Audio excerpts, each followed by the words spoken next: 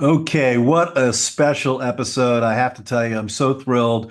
We have Tommy DeBerardino, who is a retired full colonel from the U.S. Army, as well as a professor of orthopedic sports medicine down at UT Health in San Antonio. What an incredible story. I mean, he's a military brat brought up, but his entire career has been, really working through the Army and his time at West Point and goes to Honolulu for his residency. It's just so fascinating listening to him about his experience. And then, of course, he goes to UConn after West Point, where he was the team physician and orthopedic surgeon team leader for about 8 years, goes to Iraqi Freedom for Kuwait, then joins Gus Mazzaka and Bob Arciero and Fulkerson with an amazing team, and then heads back down to San Antonio. He is a legend. There's no case that is too big for Tommy D. What an amazing man. We're so thrilled that we're able to share his story today. Dr. Scott Sigman, hashtag follow the fro. We'll see you soon.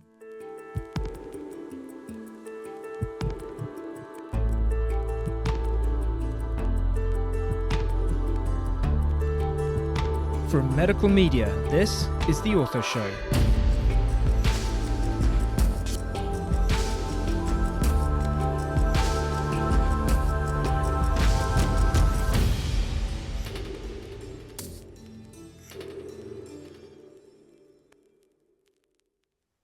All right, hello world, Dr. Scott Sigman. Yes, your favorite opioid-sparing orthopedic surgeon here for another episode of the Ortho Show podcast, where everyone knows we bring you the best of the best.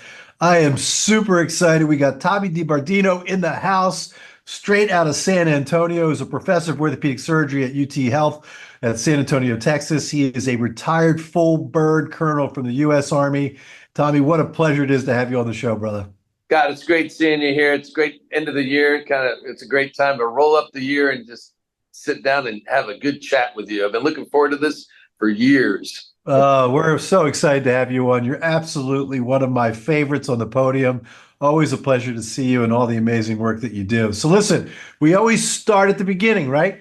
We call it the where, when, and why. Where were you born? Was there a whole family military? Were there doctors in there? Talk to us. My story is a bunch of circles that keep going back to where I started. I was born at UPenn in Philly, and I've been to Philadelphia many times for Army-Navy games. So we're going to get back to that. Covering the team, there's a cadet, wishing I wasn't in dress gray, all dressed up for the game, to being on the sidelines covering the cadets in the Army-Navy venue. So, I was born there. I was an Army brat. My dad was in the Army forever. I had a brother and I both went to West Point. I led the way. I cut my teeth and he followed behind. We played football in high school together, the two middle brothers, and we played football, Army lightweight football at West Point. So we had a great time there. I didn't know you could go to med school out of there until I got there. I didn't know I wanted to go to med school. I just knew I got a lot of injuries playing football and soccer and wrestling. So, and I was going to be an engineer at West Point. So thank God orthopedics existed, right? Because I got to med school or got the idea of going to med school. I'm like, the only thing that I know about at all, I didn't know anything, but I knew about injuries and orthopedics. So thank God I was at least that smart enough to get into ortho at that time, right? So well, dude, you got into West Point. Let's be pretty clear about that. That is not an easy feat, and not everybody knows the path. I mean, I'm Navy. My first cousin is a U.S. Naval Academy grad, so I know what it took for him to get in. But let's talk about that because I think it really is a tremendous process. You need to get a senator to write a letter for you on your behalf. So tell us about the process of actually physically getting into West Point. It's still the same because I'm a remote old grad now and do field interviews here in Texas for kids that are in high school that they get interested in it. And we kind of go target them. But back when I was there, I was in Heidelberg High School, the American high school in Germany. And this was a place way up the Hudson Valley. I didn't even know exactly where West Point was when I landed on the day before I reported. I knew I was landed at JFK out of Frankfurt Airport. And my mom just said goodbye, my dad, my brothers, and I got on a bus and headed up the river, literally, like I was going to the prison, but I was going to the Hudson High, as we call it, up on the corner of the Hudson River, where it takes a nice turn. West Point was put there strategically because it has a big L turn on the river, and it was a good defense place. They set up a defense posture against the Brits during the Revolutionary War. So I got there not because my dad was in the Army, but despite it, not really, because they didn't really want me to go there. I had a meal plan paid for at Notre Dame with a full ride in an ROTC scholarship. So I was going to go to the military, but they didn't want me to go all the way to West Point. My dad was ROTC at Providence in the Northeast. So going to Notre Dame was the original plan. Then I went on spring break in Spain at high school. And on a whim, as I got on the bus, I turned to my mom and I said, send the postcard to West Point. I checked the yes box. They freaked out. I came back from a spring break trip my senior year, and I was committed to getting a haircut and going to West Point. So you have to get a nomination, presidential, if you're a dependent. It doesn't mean the president does it. It's just another category for dependents of other prior military, that kind of category. Or you can get one of your 2 state senators that you're a state's resident of, or a representative. So if you're in California, there's about 150 of them, but it has to be the one you actually live in. So everyone has a representative and everyone has a senator, kind of represents their district. So those are your 2 sweet spots. And if you're a dependent or somehow related to military directly, you can do what's called a presidential nomination. I was fortuitous. I think I got all 3. So I knew I had a chance to get in, but that's just a chance to get looked at. You have to get nominated to get looked at. And I still think it's that way to this day. So it's a 2-stage process, or 3. You have to get all the right grades and test scores. You have to be a captain of every team you've ever been on, because everyone that goes there is captain of everything, the president of their class. So, I won't say what we usually call pond scum. That's the nice term. We're all common denominator pond scum. Everyone got it at, 750 to 800 on the SAT. Everybody was president of everything and captain of this and that. So you realize when you get there, you're not that special. You're just one of the people, one of the guys and girls, because we had girls starting in 1976 there. So I got there in 81. They were fully ensconced and on board and in the program. So we had women in charge of us. It was great. I liked them because they seemed nicer. I looked at it practically, like, if I'm going to stand in line and get yelled at, I want the nicer looking one to yell at me, because I think I'm better. But those were the old days. It was like 40 years ago. I graduated in 1985, and my 40-year reunion's coming up this next summer. So it's but look, I think you think about it, right? If you're at our United States Military Academy, where we're looking to, educate the best of the best in order to, go through a military career. Not everybody stays within the military. Some take the opportunity. But if you're going to an academy, as a general rule, you're more, into the process perhaps than maybe just ROTC, that you're going to provide some time. But, so it's not surprising that everyone would be incredibly intelligent, that have been shown leadership in their skill sets in high school prior to coming there, because they want to make great leaders of men and women. And so not surprising at all. Exactly right. So you go there and you realize you're like, hey, everyone's kind of like-minded.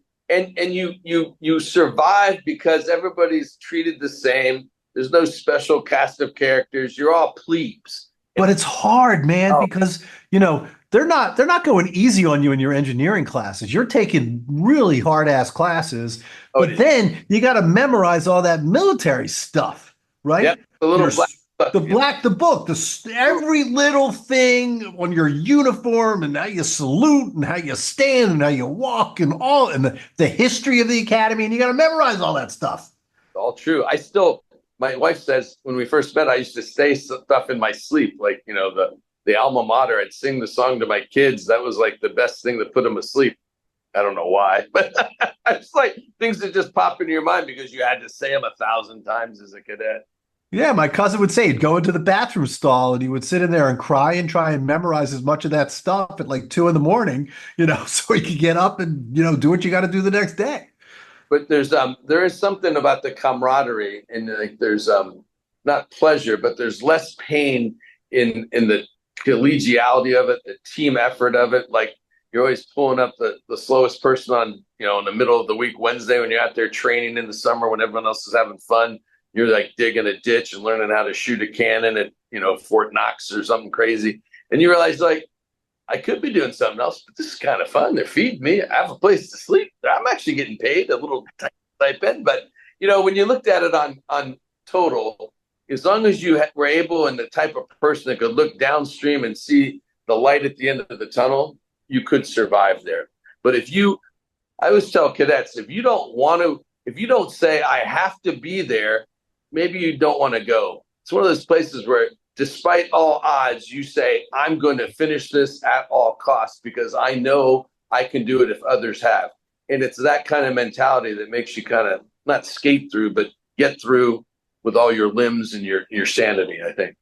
Well, we'll talk. There's a couple things I want to talk about. The perspectives, you've already brought it up, the Army-Navy game. I've been to so many of those on the Navy side. It's an incredible, national spectacle. It's just, if you've not been, to our listeners, going to an Army-Navy game and watching the respect that each have and the process of it's really phenomenal. So we'll talk later about that, about what it was like as a cadet, and then also, as a team doctor, for sure. And then, also what we'll talk about later on too is it's remarkable how incredibly successful military orthopedic surgeons are within societies, education and academics, right? You've been taught, as leaders, that you're going to make a difference on the planet, and you continue that path as you come into your profession. So we'll talk a little bit about that. So, all right, so you get through this whole Michigas, this crazy thing that you're doing, and you're actually happy about it, and you graduate. I'll never forget the hat ceremony at the United States Naval Academy. I don't know if you guys do that at the military. Your graduation,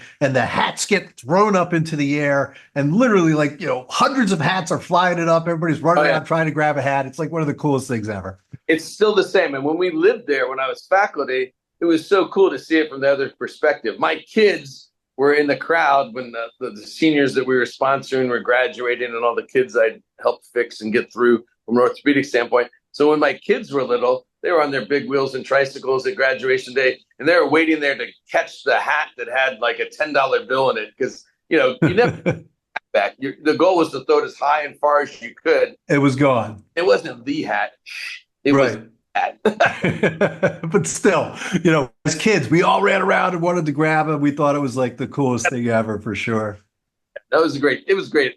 Great from every perspective. It's a win-win kind of thing, but it's fun, and it's nostalgia, and it's, camaraderie again. And it's still done to this day, pretty much the same way it was 200 years ago. All right. So you get through this whole military thing, which is crazy, all the extracurricular stuff you need to do. Plus you're studying really hard at the, crazy good courses, and you get into medical school. So you decide you're going to get into medical school. Did you take any time off, or were able to do MCATs and do all that and go right away? So this is a true story, sidebar. I took MCATs at Vassar College when it was all girls, two-pronged attack. It was the last day I could take it. I didn't really get a chance to study for it. I didn't do some Henry Kaplan course or whatever they have now. I came right. Henry Kaplan. Okay, good. It may not even be that name, but I remember something like that. Yeah, Stanley Kaplan will not be sponsoring us on the Ortho Show now. Thanks to you, Tommy. We appreciate it. Brother, I got the cheat book. So I did a review book, and I did good enough, obviously, to get into med school. But the story at Vassar it was the last day you could take the MCAT, and there was a great concert there the night before. So I actually went to the concert and woke up and, was on someone's dorm floor, and then took the MCAT, rolled out and just took the MCAT. I think that's awesome. That's why I didn't max the MCAT, but it was test taking under austerity. That was. Oh, thank God they weren't doing a blood alcohol test going into the MCAT, for sure. No, I'm sure it was good. But so you get into New York Medical College, and there you go. And so, which is fascinating too, because at this point you're going right in. So, your college has been taken care of fully. They're also going to take care of medical school because you're committing to a residency end time after medical school as well. So you have no loans, nothing. You're coming out scot-free, which is amazing. And orthopedics was the thing you knew because you were doing sports. It seemed natural that that's where you were going to go. And then off to Honolulu for residency. What a terrible place to have to go through residency. Not bad. As a cadet, I had gotten to visit there. I took a Space A free flight. You kind of sign up for a flight and I got to go to Hawaii. And I said, it was like right between the summer before med school. And I go, I'm finding a way to come back here to do my medical training, because I knew every summer they'd send you somewhere to do an externship or whatever during med school as a health professional scholarship attendee. So I was all about maximizing not the freebies, but the good perks of being an Army member of the medical program. So Hawaii seemed way better than Fort Campbell. And, didn't take a genius to figure out that I'd rather be a resident and an intern on the beaches of Hawaii than in the middle of Iowa. So that's So there you go. very So fantastic. I mean, no, look, I mean, that's pretty darn smart if you ask me. I mean, it seems like, if you have a choice between the two and they would take you and accept you. And, I think that was, and then you had to do well to be able to get the orthopedic residency too. I'm sure that was competitive within the Army world, I'm sure. That's still the hard one to get. It's actually gotten probably 2 to 3 times more difficult than when I got in. I always say, thank God I got in when I did to our residents now. Yeah, no. And so you didn't get any smarter and you decided you were going to stay with sports medicine too, right? That's what you knew. That's what you grew up with. So you weren't able to learn enough in one sports medicine fellowship. So you had to do 2. I did a 2-year, it's the same fellowship. It used to be 2. Okay. I was in the slow group of the West Point Fellows. We took 2 years. Okay, got it. I fellowship director, when I took the baton from Dean Taylor, I was able to make it into 1 year with 2 fellows per year instead of 1 fellow in each year. So we weren't allowed any more manpower from DOD, but I said, hey, I'd rather have the synergy of 2 people in 1 clinical year. 2 people is like having 3 fellows, and they're with me. So I was a little biased. I was at West Point at that point. And I said, hey, let's bring both fellows to West Point and not have them 1 year and 1 year apart. You did large animal research here in San Antonio for the first year. You were the burn center kind of orthopedic consultant. You did all the X-fixes for the 90% poor burn victims at the Institute of Surgical Research, world famous burn center. So that was kept you in the game doing a little bit of ortho, and you helped out with a residency at Brooke Army Medical Center. But the main thing was to do large animal research. I got some old AOSSM grant to work on goats. I spent like $3 million, or no, $300,000 doing revision reharvest of the central third on goats. So we did reharvest of the central third, revision ACLs in goats, and I was a goat herder for a better part of a year.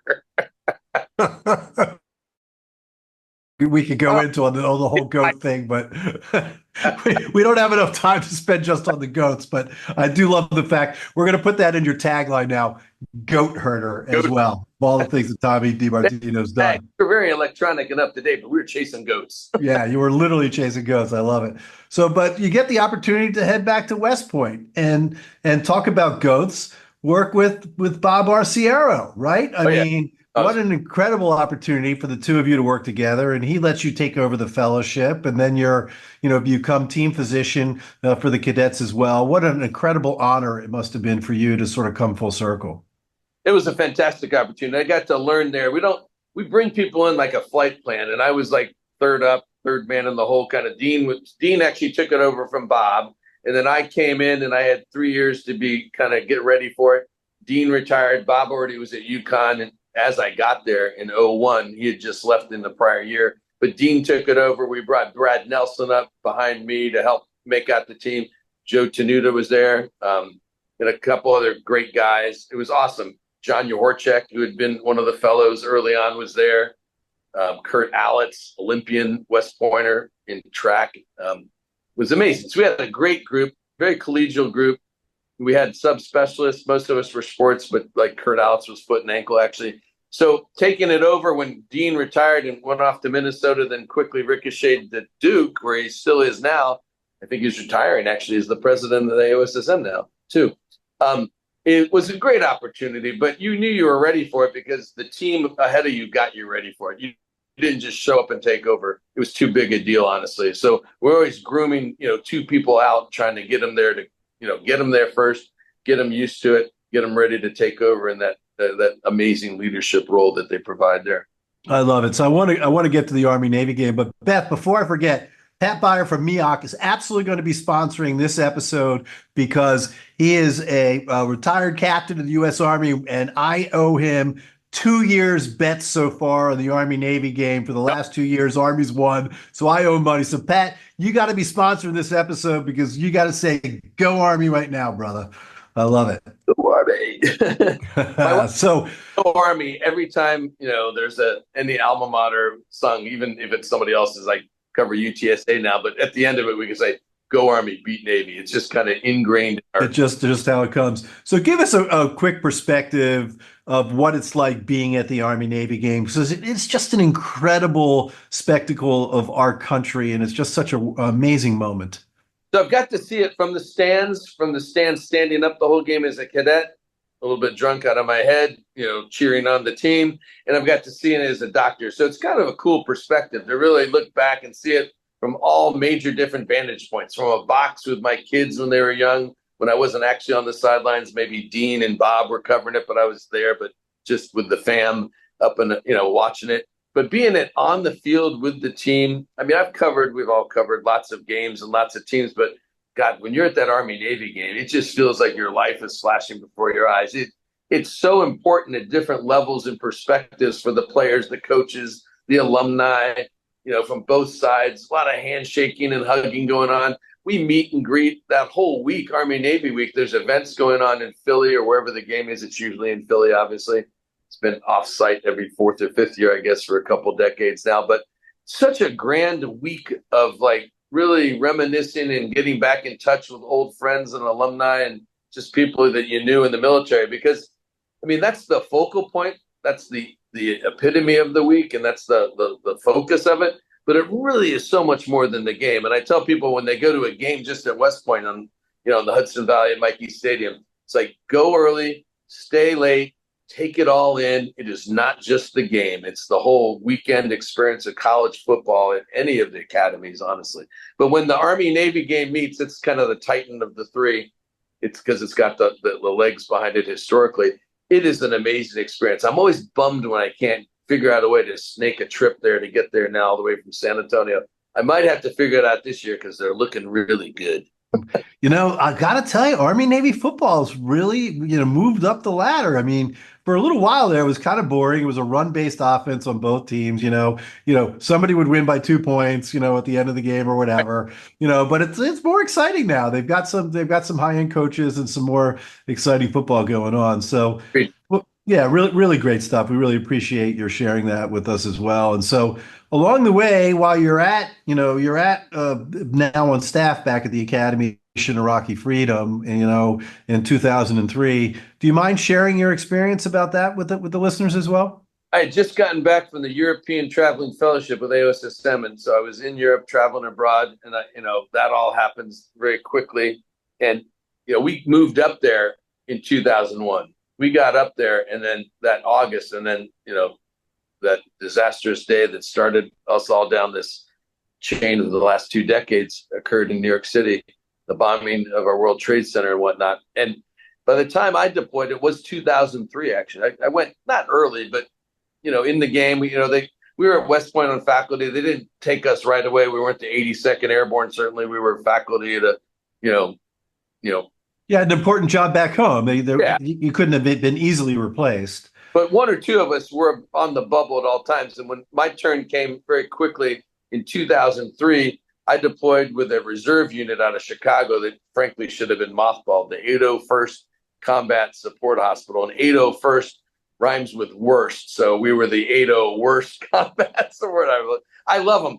Great guys, but that's what we called ourselves. We were like the Bad News Bears. There was a bunch of older folks. I was the young, major at that time, lieutenant colonel. They're like, how can you be a lieutenant colonel? We've been doing this forever. So I was there as like the senior trauma surgeon as an orthopod sports guy, go figure. And we took over the Kuwaiti Armed Forces Hospital outside of Kuwait City, average daily temperature between 121 and 128. And we know it only got to 128 because we had mercury thermometers and they tap out at 128. So we didn't care after that. We didn't look at our like 128. You could, bake bread or make cookies in the sun. So it's 128. Same thing. So I was there 6 months in 2003, and we were supposed to be the place that took the casualties when in field in Iraq at that time was overrun with casualties. We were going to be the level 1 trauma center, but we got flown over a lot. We just got moderate trauma, thank God. And the air-evac system, our brothers in the Navy and the Air Force did such an amazing job with the air-evac process, getting them back to BAMC and Walter Reed and El Paso and all the major medical centers at the time that all the military had in the medical command. It was such a fantastic management of injuries. I mean, we had some horrific injuries and too many amputees to count, but out of misery came such high levels of productivity and success in medicine and orthopedics. We've got the Center for the Intrepid now at Brooke Army Medical Center, where they're world leaders in managing and getting people back to their lives that are multiple amputees. They're kicking indoors with 2 amputations, and they're back on active duty, not medically boarded out anymore necessarily. If there's a desire, there's a way, because they've got this thing called the Center for the Intrepid that was a huge undertaking of industry, private, and DoD money, and it's all hubbed right here in San Antonio. The heartthrob of military medicine, as we say, the heartbeat. Yeah, amazing. And you come back home, you spend your time in your active duty, and you're back to West Point. And dude, I got to get through so much more here. You have an amazing story here. I love it. Just a great pleasure to talk to you. So it's 2009 though. You've done Yep. your duty. You're a full colonel. You put in how many years by 2009? I get credit for 24. You hyperspace and get back credit. 20 years, but they hyperspace you to 24. I got to retire as a full colonel, which is nice, just from a little bit of retirement pay. But being a full colonel on your retirement card means I walk into BAMC now as the old guy. Yeah. No, that's fantastic. And so 2009, though, it's time to go into private practice and hit the real world. So you give your old mentor, Bob Arciero, a call, or maybe he calls you and Gus Mazzaka and Dr. Fulkerson. You guys have what an all-star lineup at University of Connecticut. It was such fun getting there, being reassembling the old band, if you will. I mean, Gus I had known through Bob, because Bob had been there, and I'd been going back and forth, I guess, even before I knew I would remotely show up at their doorstep in 2009. But having John Fulkerson there in town, it was such a great experience. Easy transition. It was like I just went from BDUs to a tie and a shirt, literally, and had to, we were barely using the EMRs back then, but it was such an easy transition because of the team of people that I got to surround myself with. So just taking care of patients in a different zip code, it was really awesome. And just what a great team. I mean, salt of the earth people, they have incredible knowledge based over decades, but yet they're so incredibly humble. I'm actually thrilled. My Zachary, one of my children, my son who's 22, is thinking about medical school. He's working with Gus in Gus's lab at Mass General, using laser beams on tenocytes, baby. Watch those tenocytes grow under laser. We've even got Gus doing it. I love it. Little jelly beans. I love it. That's great. They're going to be jumping around those laser beams. All fantastic. But no, I mean, what an amazing time for you. And from there, an opportunity opens up for you to head back down to San Antonio. That couldn't have been easy for you to make that decision. We left San Antonio. It was still a 2-year fellowship when I finished in '97. My first job out of training was being the director of the first year of the West Point Fellowship. So I came back and was the sports traumatologist at BAMC from '97 to '01. We only left. I mean, you only leave BAMC to go to West Point, and you only leave West Point when it's time to retire. That's what we say. So I got to live both dreams, and then I got to come back and be, moving back to the zip code of San Antonio, which is, you'd never know it's the 7th largest city in the U.S. because it feels like the biggest small town in the country. Because when you come back to a military city like this, which is the kind of the heart of military medicine, at least on the Army side and the Air Force, I guess, too, somewhat, you already know everybody because you trained or helped train half the people in the community because everyone stays here to retire and then transitions to the local area. So I came back and made the rounds and realized that, hey, I know that ER doc, I know that, so it was like, this is like just moving back to the fold from my earliest days when I was like a captain or a major. So that transition was also very easy, unfortunately. Not unfortunately, fortunately for the family. My kids moved as juniors and seniors in high school, but the minute I shook hands with Burkhart and said, I think we're going to do this, they left like the next day because it was football and it was Texas football. And you leave yesterday to get to the field to start summer training. So I had a quarterback and a receiver in a local private school. And they moved right in and brought the Northeast lacrosse mentality down to a Texas school and just had a great time. Easy transition. So we got very lucky. We were blessed. That's fantastic. When I think of Tommy DeBardino, I said big whomps, right? There's not a case that Tommy D won't do, if it's the right thing for the right person. So, and that's got to come from your military training, even your time probably in Kuwait, as well as working with the big dogs in Yukon, the crazy cases. They would never say no to anything, right? And you've brought that down to San Antonio now, and you share that with your fellows and residents as well. Absolutely. Yeah. They sometimes I'll have it too. When I first showed up at the university where I transitioned to in 22, I guess. Yeah, at the beginning of 22, I moved over as a professor where I am now at UT to be back involved in true academia. And I had a couple of PGY2s that didn't know anything really. They were just so green. They were great at trauma and hip fractures, but I pull up and we're like, hey, I got 3 OCs, a meniscal transplant, a revision ACL, and and that's it. That's the first case, and then we have 6 cases. Exactly. Crazy, but that was like what I did because I used to have the nickname of the cul-de-sac surgeon. It's like, somebody comes to our clinic and they've already had 6 operations, and we're like, all right, this is it.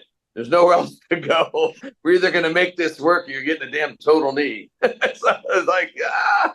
So we were a tertiary referral sports medicine practice, but I just said, we're just the cul-de-sac. This is where you come and you go full circle, and we hopefully send you back to your life. But there's no place to go beyond here. You got to have somebody that can do that. You got to somebody puts a flag down in the ground and says, "I'm your last chance," and we'll go ahead and we'll do it. Somebody has to say yes. Sometimes we're successful, sometimes not so successful. Well, but that's the challenge of taking care of really complex cases. One of the other things I think about with you as well is sort of the merger of academics as well as industry as well. I mean, I am a big believer in the partnership with industry, right? That's how you develop new ideas, innovation, pushing the envelope. And I think of you, especially, you have a very good relationship with Arthrex within that industry. What does that mean to you? How has that helped you develop your practice? It's so multifactorial. I mean, they brought me along when I was a resident. I was exposed to Arthrex in Honolulu. There was an outpost for Arthrex, whatever they called it back in the 90s. And I got kind of tangentially exposed to them then. And then through my 2 years of the fellowship and at West Point, there's a pretty strong relationship with all of the sports companies, obviously. But I got somehow plucked out of the sea by the head of, Reinhold Schmieding. We have the same birthday, ironically, it turns out. And we just hit it off really early on. And I always was the guy that they turned to going, Tommy will eat it. He'll bite it up. Exactly. We had one of the Arthro Munich things, and this is the epitome. And Reinhold goes, who's going to do both the PCL and the ACL demo? And everyone looked, and they just all pointed to me and said, he'll do both at the same time, both double bundle. So I did a double in a 20-minute live demo in front of the consultants from the world at that time for Arthrex. And I was like, I'm going to do that? He's like, oh, you can do it. So I was like, always the guy that Tommy will do it. He'll figure it out. He'll talk through it with live mic, live TV, broadcast all over Munich and wherever we were there when they were doing it in the early days. And, that's what I love to do. It's like the football game. When I hear the whistle, live demo, let's go, baby. Yeah, I really feel that industry is a real way in which we, like I said, that we push the envelope. I'm going to pay you a really high compliment. I don't know who it was. Maybe it was Corey or one of your residents or fellows. It's like operating with Tommy DeBardino. It's like you're in there, you're doing the craziest case. It's so incredibly complex, and you're not really sure how the damn plane's going to land. And you've been in there for an hour, and then all of a sudden, he takes the screwdriver and he moves it like this thing, and then boom, it's perfect, and you're good to go. A lot of prayer. No, well, that's a high compliment for sure. Now, look, Tommy, what a pleasure it has been to have you on the show. We want to thank you for your tremendous service to our country, not just active duty, but the education, of our cadets, as well as the sports medicine and the activities that you did at the academy, and now all of the education and training that you've done now with your residents and fellows. It really, you have a very special place within orthopedics, and we really want to thank you for all of your energy and efforts. Scott, it's been a great pleasure. I've been looking forward to this for a long time, and it lived up to every expectation you can imagine. What a fantastic episode, brother. We're so excited to be able to share. You are now officially an Ortho Show alumni. I love it. Would like nothing other than that. Fantastic. My pleasure. This is Dr. Scott Sigman, hashtag follow the fro, host of the Ortho Show. Till next time.